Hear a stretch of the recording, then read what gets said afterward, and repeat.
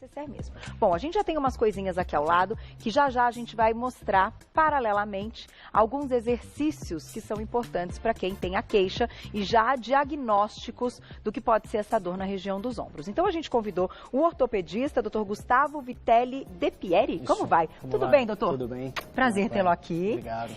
Falar de ombros, como eu comentei há pouco e introduzi, é um assunto delicado porque é uma região que a gente mantém o tempo todo em movimento para fazer quase tudo, né? E aí é que está realmente o grande problema, Carol, dessa articulação. Por se tratar de uma articulação de maior movimento do nosso organismo, que é o ombro, ele tem uma maior amplitude de movimento do que todas as outras articulações. É verdade. Então ali começam os problemas. Estão relacionados geralmente à relação da mão, que é onde a gente leva, né, a gente usa o ombro para levar a nossa mão para todos os lugares e, consequentemente, isso gera uma vulnerabilidade da articulação às doenças.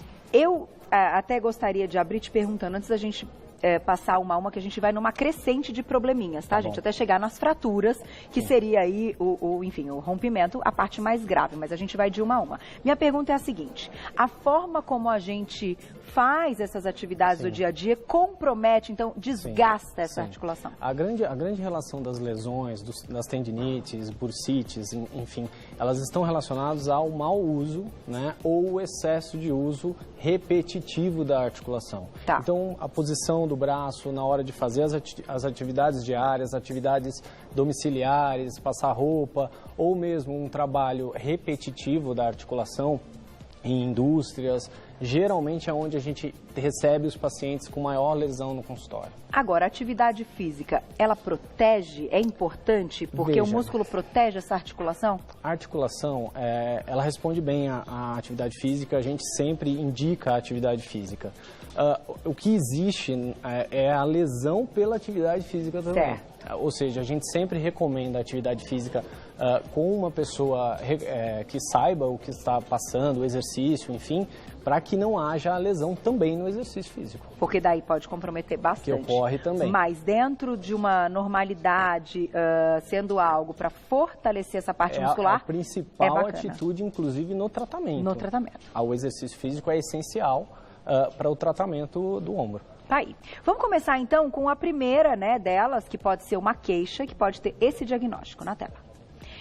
Bursite, famosa bursite, que pode dar em várias regiões, né? Isso. A bursite não é uma característica apenas do ombro, né? Ela está nas outras articulações, principalmente quadril, joelho, ombro, né? E está relacionada a um processo inflamatório de uma membrana que fica realmente nessa região. Ela fica entre o acrômio, né? Entre o osso e os tendões do ombro. Tá? Existe uma porção de músculos e ligamentos nessa região que que são protegidos pela bursa, que é essa membrana que tem líquido sinovial dentro, certo? Quando você faz uma atividade em excesso ou várias atividades repetitivas, essa região começa a inflamar, a bursa começa a inflamar, começa a aumentar de tamanho, ganha dificuldade na mobilidade do ombro, e aí você começa a ter a rigidez, dor, edema, que é o inchaço, e flogose, que é o calor.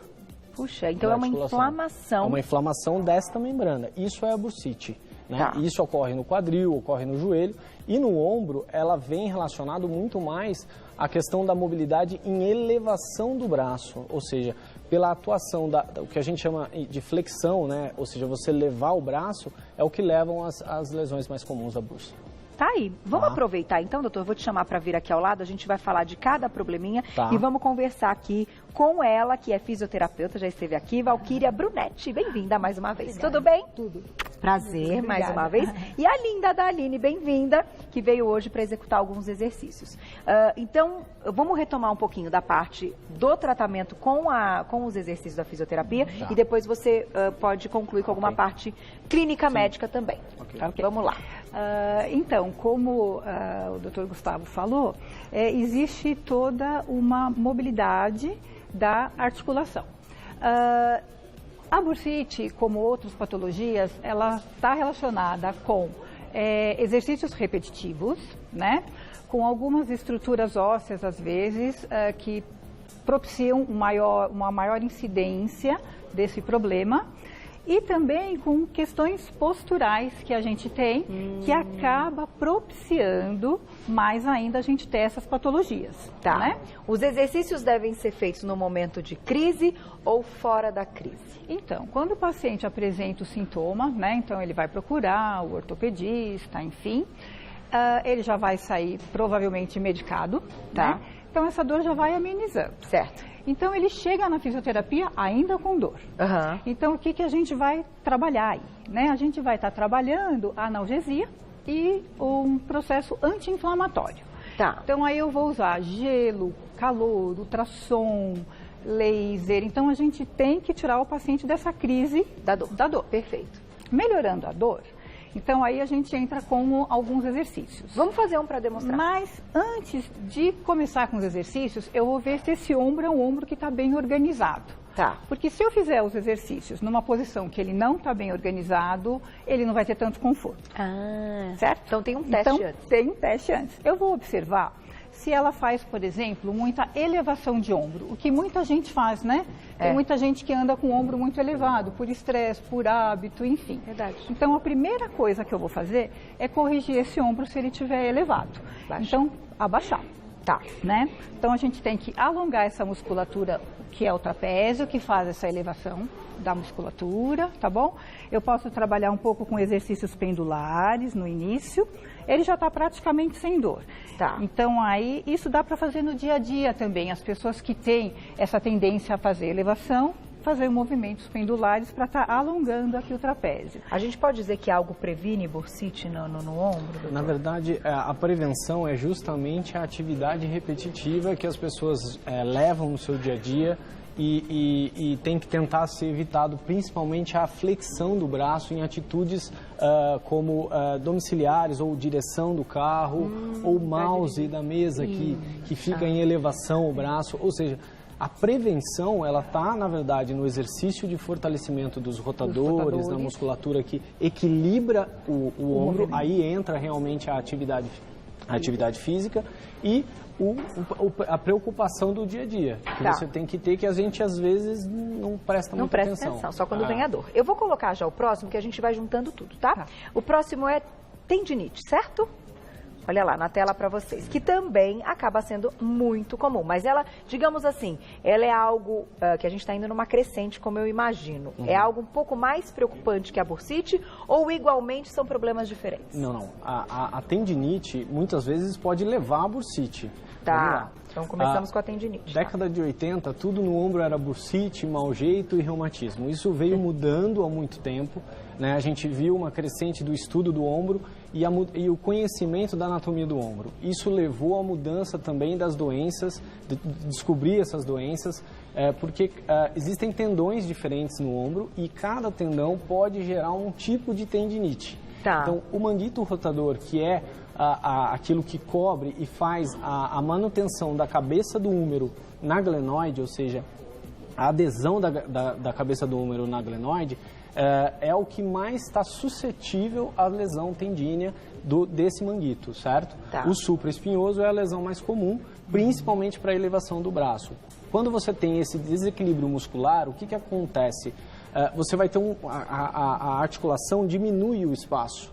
Então, consequentemente, começam as lesões mais comuns. A bursa ali naquela região, ela acaba também sendo acometida. Então, começa com uma tendinite e tal, que parece ser uma dor que passa, Sim. mas se torna uma bursite, o nível de inflamação é maior e a dor também. A dor também. Eu vou lá e já volto para a gente mostrar como é que a gente ajuda então o paciente que tem o diagnóstico da tendinite. Voltamos a falar da tendinite, então deixa eu ficar aqui ao lado de vocês. Comentamos então o que é, então é um primeiro momento que esse paciente apresenta, né? Começa aí aquela dor e tal.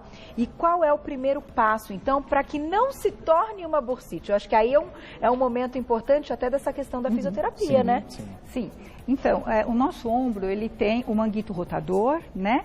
Que é um conjunto de 4 músculos e esse conjunto vai fazer com que o nosso húmero fique bem coladinho, coaptado aqui com a articulação. Então, com isso, com esse equilíbrio muscular, eu consigo que esse ombro se mova de uma forma adequada a não comprimir essas estruturas móveis, que são os tendões, as bursas, né? Então, a gente pode estar começando, por exemplo, pelo supraespinhoso, que é um músculo que vai fazer a elevação do braço. Tá. Então, é muito comum que a gente tenha tendinite nesse tendão. Esse é o mais comum? Esse é o mais comum. Tá. Então, eu tenho que já começar fortalecendo ele. Então, se ele faz a elevação, eu vou começar reabilitando, empurra minha mão para cá, para cima. Então, eu vou fortalecendo um pouquinho ele, volta. De novo, tenta fazer o movimento, isso, e aí eu posso ver esse músculo trabalhando aqui atrás. E musculação, gente? É indicado para, nessa questão do fortalecimento, definir mais esses músculos Na com verdade, musculação? A gente vê, né, o pessoal na academia trabalha muito a questão estética e buscar, principalmente, fortalecimento do deltoide. Adoro o deltoide. Todo mundo gosta de trabalhar o deltoide, ficar, né? Então, assim, é um dos motivos do desequilíbrio, porque justamente nós não trabalhamos a musculatura rotadora do braço. Então, tem que ser aquele com elástico, não é? Que dá pra fazer. Eu faço, beijo pra minha personal, porque você tá falando é importante. A questão estética talvez seja um primeiro momento que a gente busque, mas se não tiver um profissional competente pensando nisso, né? E também ser muito bem dosado, porque não adianta chegar na academia num dia e já querer levantar não sei quanto de peso. Porque aí pode romper também. Isso pode romper, pode inflamar. Lesões. Então, aí acabam tendo as lesões que aí poderiam ter sido evitadas se o treino fosse feito de uma forma mais adequada, né? E tem alguns exercícios, aproveito para colocar nesse momento, que eu acho que isso está sendo, as pessoas estão praticando muito, a questão do até onde nós podemos ir com o braço quando a gente está fazendo aí o movimento com peso. Exatamente. Tem um limite, não tem, doutor? Limite, exatamente. Qual seria? Pode contar. Então,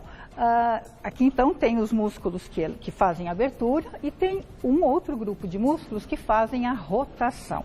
Rotação para fora, externa, rotação para dentro. Tá. Então, é importante que esses músculos estejam bem trabalhados e em equilíbrio. Por quê? Porque quando eu for elevar o meu braço, a partir de um determinado grau, ele tem que fazer rotação externa. Então, se eu subir o braço com peso, em rotação interna, eu vou estar comprometendo os tendões do manguito rotador. E esse trauma vai acabar levando a tendinite, a bursite. Então, a rotação interna, ela expõe mais o tendão, ao trauma. Então, na verdade, a gente procura a orientação do profissional da musculação, né, o personal trainer e tal, para poder justamente impedir as lesões, que são essas lesões mais comuns pelo erro do exercício. Mas de qualquer forma, o exercício, ele entra também depois numa recuperação. Porque às vezes o paciente, ele faz a fisioterapia, ele melhora e se ele não começar a trabalhar essa musculatura de uma forma rotineira, programada, a longo prazo, volta tudo de novo. E uma outra coisa importante também é a consciência. Ele fez o tratamento, ele melhorou da dor, então ele precisa ganhar consciência corporal. Por exemplo, se um peso é muito excessivo, em vez de usar os flexores, eu vou usar também o trapézio. Então, isso também causa uma desorganização e ele continuando a fazer daquela forma, ele com certeza vai ter novamente lesão. Então, eu vou deixar um pezinho com você para a gente demonstrar essa questão do peso com ela, mas eu vou colocar então um próximo diagnóstico. Então, tendinite, bursite e vamos lá, ó. Vamos juntando tudo, gente. Artrite. Artrite já é algo diferente porque é uma doença autoimune? Exato. Existe sempre essa confusão, né, da artrite e artrose, né? A artrite é uma doença autoimune, uma doença que vai agir exatamente com a implantação, né, a evolução de um ataque do próprio organismo, né, do nosso organismo contra nós mesmos, ou seja, o sistema autoimune atacando as articulações de uma forma generalizada, não só do ombro. Aí pode ter outros problemas. Então essa é a característica da artrite, a gente vai ter o acometimento, geralmente punhos bilaterais, aquecimento da articulação e, claro que vai atender poliarticular, né, ou seja, a gente vai ter um quadro clínico poliarticular, geralmente similares, ou seja, tanto bilaterais, né, e tem acometimento relacionado a alguns exames que a gente tem que fazer para fazer esse diagnóstico. Entendi. O diferencial que é feito no consultório é justamente quando o paciente chega com muitas clínicas articulares, esse caso você já tem que começar a pensar em artrite, não só uma doença articular, uma degeneração articular. E aí entra uma questão, então, do medicamento, muitas vezes, porque o combate a uma doença autoimune, como outras, né? Exato. E a questão também da fisioterapia. Né? Então, para o paciente que tem artrose, é importantíssimo que a gente consiga um equilíbrio muscular para ele poder fazer os movimentos sem tanto impacto de um ossinho no outro, porque já está com a cartilagem desgastada. Né? Então, eu vou dando sequência, eu preciso trabalhar todo o manguito rotador, rotações interna e externa, e eu preciso também trabalhar os músculos da escápula, porque a nossa escápula, ela estabiliza o nosso ombro. Vamos mostrar onde é? Vamos mostrar aqui, depois a gente pode. Depois a gente faz aqui, o que então, a escápula está aqui, né? Eu vou pedir então para você dar uma viradinha. Isso. Então, as nossas escápulas estão aqui. Então, é muito importante que elas estejam estabilizadas para elas darem sustentação também para a musculatura que vai estar movimentando o ombro. Então, eu preciso trabalhar os estabilizadores, né, que são os romboides, o trapézio, todos esses músculos que me ajudam a estabilizar a escápula lá atrás. Porque se eu fizer um movimento dessa forma, o meu ombro não vai estar numa boa posição. Entendi. Então, aí posso ter tendinite, bursite, no caso de artrose, mais agressão para a articulação, porque já um ossinho vai estar batendo no outro, com uma maior facilidade do que se eu tivesse com a minha articulação mais estabilizada. Gente, isso é muito interessante, porque a gente está falando aqui de problemas sérios e comuns, e que se não tratados, bem cuidados, eles só vão evoluir numa questão até de gerar uma dor incapacitante, né? Eu sei porque eu sou filha de terapeuta ocupacional, doutora, eu sei bem como é, e minha mãe já teve que usar tipóia pelos movimentos repetitivos por executarem pacientes, imagino, né, que você também, né, Valquíria? Então, assim, é uma questão que tem que ser levada em conta, procure ajuda, tenha o diagnóstico correto, né, para que você não tenha uma evolução e que isso, anos depois, porque às vezes pessoas jovens já apresentam algumas coisas e falam, não, mas sou jovem, não acontece nada. Futuramente, gente, daqui 10, 15 anos, nossa, pode se agravar e muito e ficar incapacitante. E aí partir para uma cirurgia é sempre a última escolha, mas que muitas vezes é necessária. Então a gente falou algumas coisas aqui para que a cirurgia ainda seja o último dos casos, né, doutor? Exatamente. Eu vou fazer os agradecimentos, então, doutor Gustavo Vitelli De Pieri, que é ortopedista, para você encontrar o trabalho dele no Instagram da @Instituto Endovita, tá? O Endovita com 2 T's, @Instituto Endovita. Vou deixar para vocês um site aqui da Valquíria, que é o Valquíria com W e com K, tá? Valquíria Brunetti e 2 T's. .com.br. Excelentes explicações, parabéns aí pelo trabalho. E vou agradecer a Maxfama, maxfama.com.br, que mandou a Aline pra gente, e parabenizar nosso médico de hoje pelo Dia do Médico, que está aqui representando essa classe linda que nós amamos, que enfim, a gente preza muito por todas essas informações e por tanto estudo. E, né, gente, a gente sabe, tem que reconhecer que profissão difícil, né, e que bacana poder trazer tantos profissionais. Então, parabéns a todos os médicos aí do Brasil, os médicos que vêm ao Você Bonitos, que ainda não vieram, mas que certamente um dia estarão junto com a gente. Um beijo para todos os meus médicos também, né? Não vou falar aqui a lista, porque no final você acaba tendo especialidade de tudo, mas eu certamente vou mandar uma mensagem para todos eles. Obrigada mais uma vez, doutor. Obrigado. Parabéns, viu? Pelo trabalho, pelo dia. Obrigada, lindona. Parabéns. Você também competentíssima. Até a próxima, viu? Obrigada.